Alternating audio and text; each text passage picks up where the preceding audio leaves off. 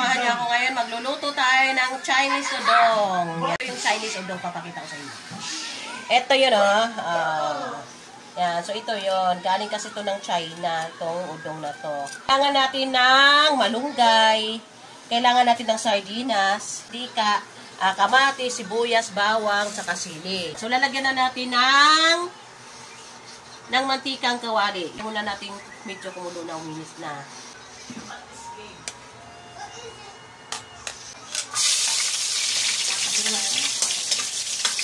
Ay, sarap pala ito yung ating bawang.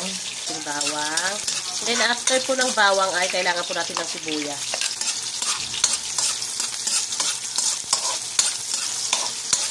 So itayin po muna natin na maluto ng.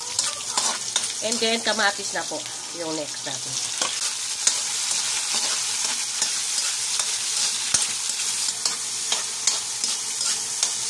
Next ay ang ating sardinas. Yan.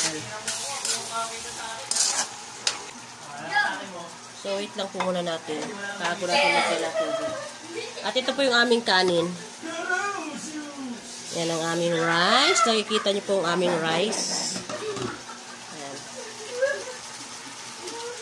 Ito ba nila?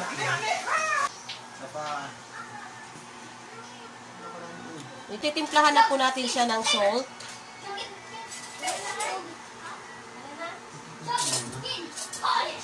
Tapos salt natin.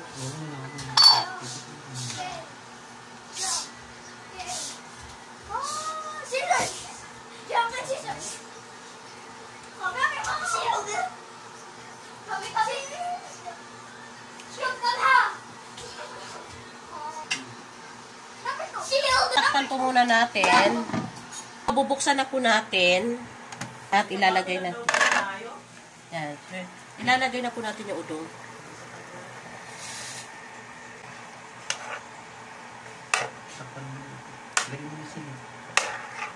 Ilalagay ko muna yung sili.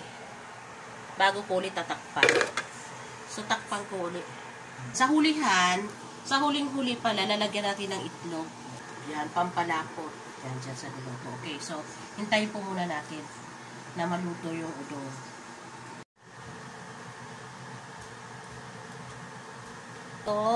Luto na ba? Lagay na po natin itong ating malunggay.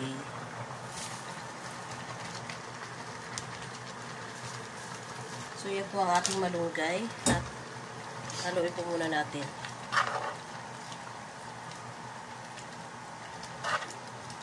Naluto na po yung malunggay, lalagay na po natin yung atin pong egg.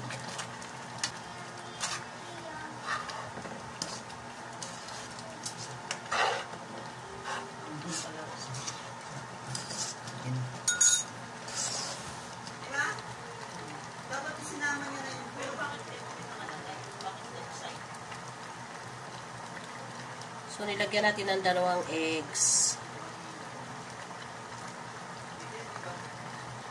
Okay, so luto na po yung atin pong nilutong udong, Chinese udong. Yan, so thank you guys. Thank you mga moms for watching. Thank you.